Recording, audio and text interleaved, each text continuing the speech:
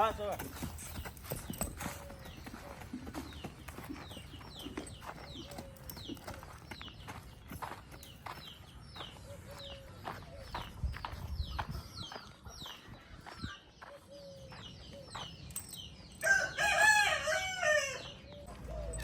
નમસ્તે મિત્રો, આજે આ વિડીયોની અંદર ગજાવરને પરફેક્ટ દેશી સામાન કરેલો છે. લગામ પણ આપણે દેશી જ ચડાવેલી છે, જે અત્યારે તમે જોઈ શકો છો. આ ડાવડી કરી નાખી છે કોળાએ. નાની એને ટેવ નથી, છતાં પણ ખેતરની અંદર આપણે એને ટ્રાય કરીશું. સિમ્પલ બીટમાં જ ચલાવવાનો છે હંમેશા માટે, પણ આજે આ લગામની અંદર થોડી થલ ચાલ માટે આ પહેરાવેલું છે. પછી સિમ્પલ બીટમાં જ આપણે એને ચલાવીશું. જોકે આ પણ એકદમ નોર્મલ બીટ જ છે, સિમ્પલ છે, કોઈ કાંટો નથી, એકદમ પણ દેશી બીટ છે, બનાવટ દેશી છે. તો ચાલો આજના વિડીયોની અંદર ખેતરમાં આપણે એની સવારી આપીએ છીએ.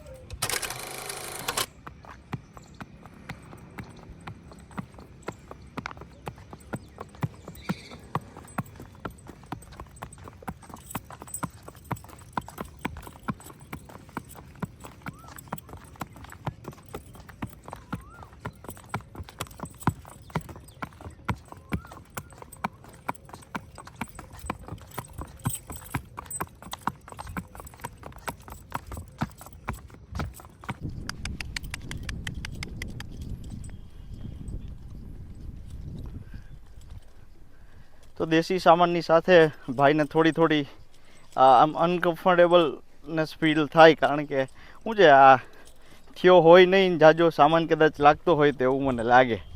પણ સારું છે, વાંધો નથી, ખોટા તોફાન બોફાન નહીં. ખેતરમાં ચાલવું પણ થોડુંક પેલું થતું હોય તો એ પણ એવું લાગે.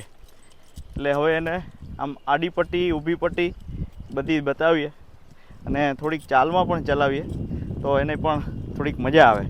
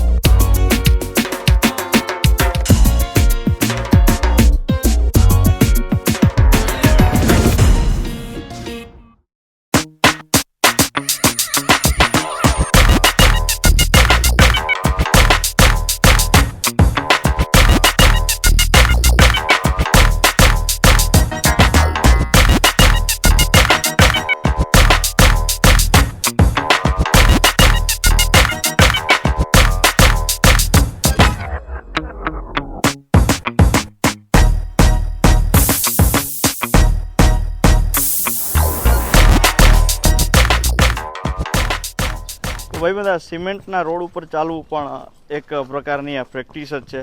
કારણ કે આપણે તો કે ભવિષ્યમાં કેવા રોડ ઉપર ને ક્યાં જવાનું થાય, કંઈ નેઠો ન હોય, એટલે બધી રીતની આ ટેવ પાડવી જરૂરી છે. જો પાણી આવ્યું ને તરત જ એને ચમકારો થાય તો આ ક્યાં મને હકાલશે. આગલા વિડીયોની અંદર જોયું છે, ડાબલાના અવાજે એવા આવે. તો આ પણ એક ભડક સડક દૂર કરવી એના જ આ ઉપાય છે. બધાય પ્રેક્ટિસમાં આ બધું થોડું થાય એટલે જ્યારે હકીકતે સવારી કરીએ આપણે અને આગળ જઈએ તો આપણને ક્યાંય વાંધો ન આવે. બસ એવું છે.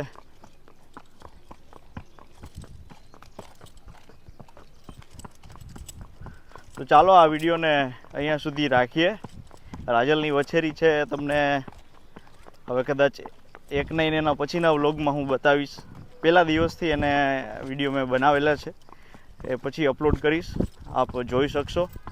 તો અત્યારે ગજાવરની આ ટ્રેનિંગ પર આપણે ફોકસ કરીએ છીએ, કારણ કે હવે શરૂઆતના દિવસોમાં તો મા અને દીકરી બેય સરસ રીતે અત્યારે સ્વસ્થ છે, કોઈ ઉપાધિ નથી, એટલે એને એની રીતે મોજ કરવા દઈએ. આપણે આ સવારીમાં મોજ કરીએ.